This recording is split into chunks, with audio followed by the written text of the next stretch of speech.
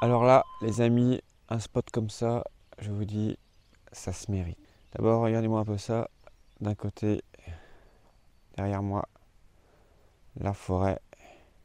Et de l'autre, le lac. Et je suis seul ici. Et pourquoi ça se mérite? Parce que j'en ai vraiment chié pour venir ici. 15 km de route complètement défoncée. Donc je vais y passer, je crois, 3 nuits. Mais c'est vraiment le spot de rêve. Avec vue sur l'Etna, paraît-il. Alors je sais pas où est l'Etna. Mais elle est quelque part par là-bas. Donc voilà. Dans la vie, faut parfois savoir en chier. Ça sera la devise du jour.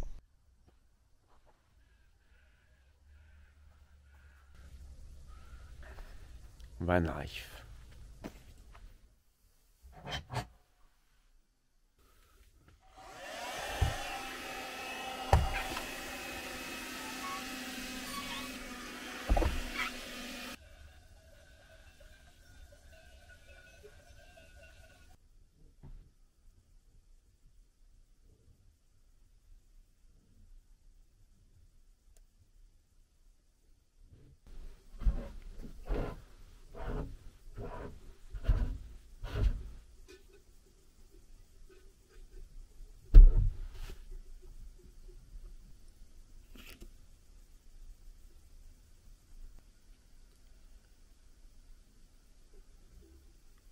Alors maintenant que les vaches se sont un peu éloignées, je n'osais pas trop sortir parce qu'elles sont avec leurs veaux et on sait que les vaches, si les veaux s'approchent trop, elles peuvent devenir agressives. J'ai eu peur pour le fourgon, des coups de corne, surtout pour les rétros, mais en fait elles ont surtout léché les poignées, etc. Je vais pouvoir sortir et vous montrer un peu à quoi ça ressemble à l'extérieur.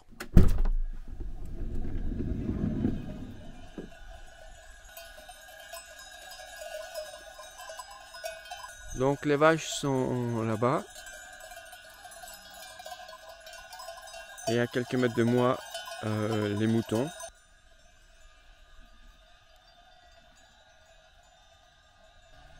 Bon, je crois que les moutons, ils ont eu peur. Mais si les vaches pouvaient partir, je préférerais encore.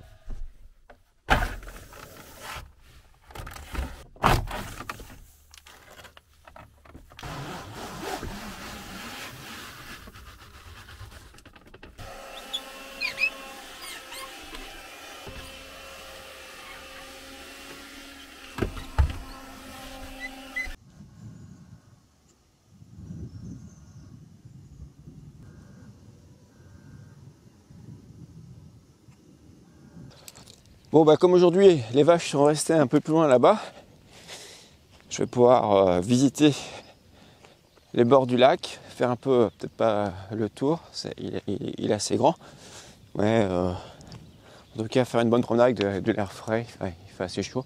Les vaches sont cachées un peu plus loin là-bas dans les arbres, elles dorment. Donc ça devrait être sans problème. Je vais vous montrer d'abord les alentours, ce qu'on voit autour du lac. Et là-bas derrière, il y a une petite montagne. Et sur la gauche, caché derrière les nuages, on voit l'Etna qui est enneigée. Et derrière l'Etna, il y a la ville de Catagne et plus bas de Syracuse. Malheureusement, l'Etna est caché aujourd'hui par les nuages qui ne vont pas tarder à arriver aussi d'ailleurs. Voici ce que je pense devrait être l'Etna, loin derrière les montagnes.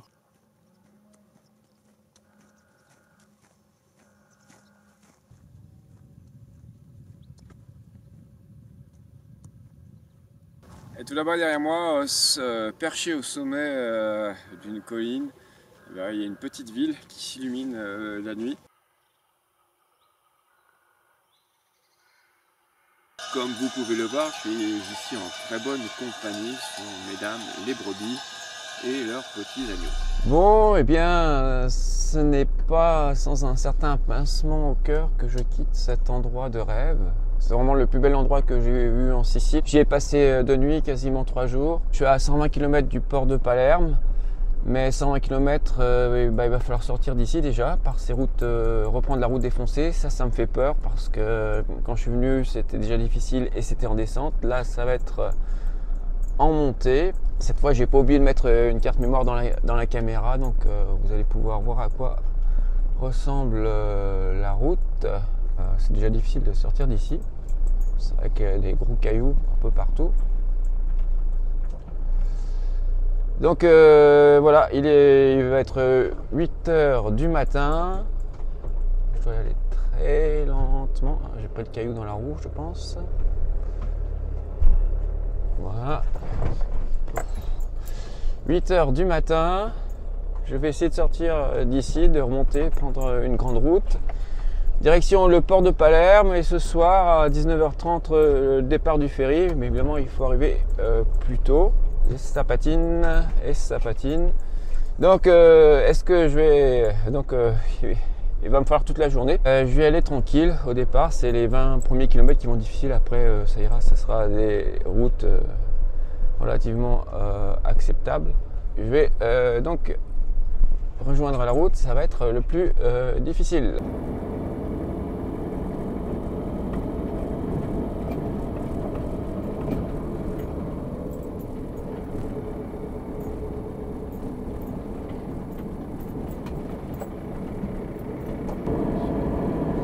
Tournez à droite.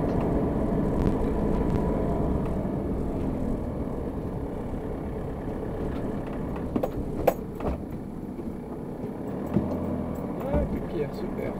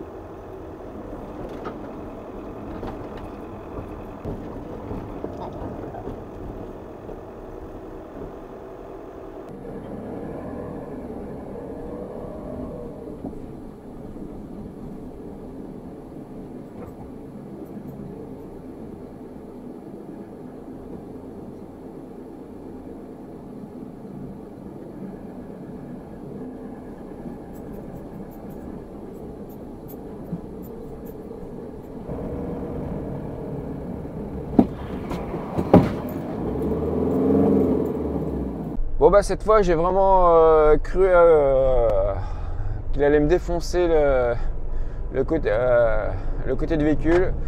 Aucun dégât, il a juste un peu frotté le rétro, mais ça n'a pas laissé de traces. Mais j'ai eu chaud. Donc déjà que la route n'est pas facile, si en plus les Italiens viennent, les Siciliens viennent compliquer le truc comme... Mais j'ai eu chaud.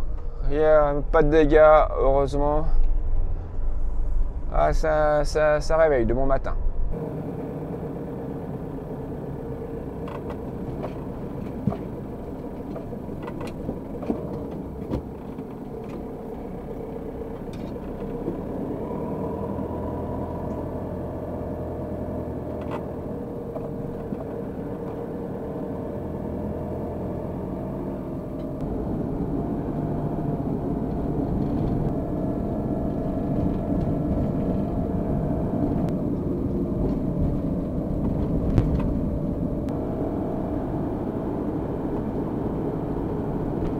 Tout s'est bien passé, hein. J'ai rejoint l'autoroute et là je suis sur, je crois sans doute la dernière aire d'autoroute avant Palerme, et l'aire de service pour camping-car qui sont manifestement obligatoires sur l'autoroute ne fonctionnent qu'à moitié.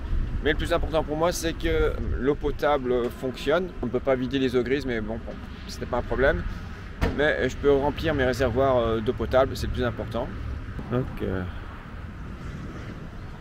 voilà la station-service.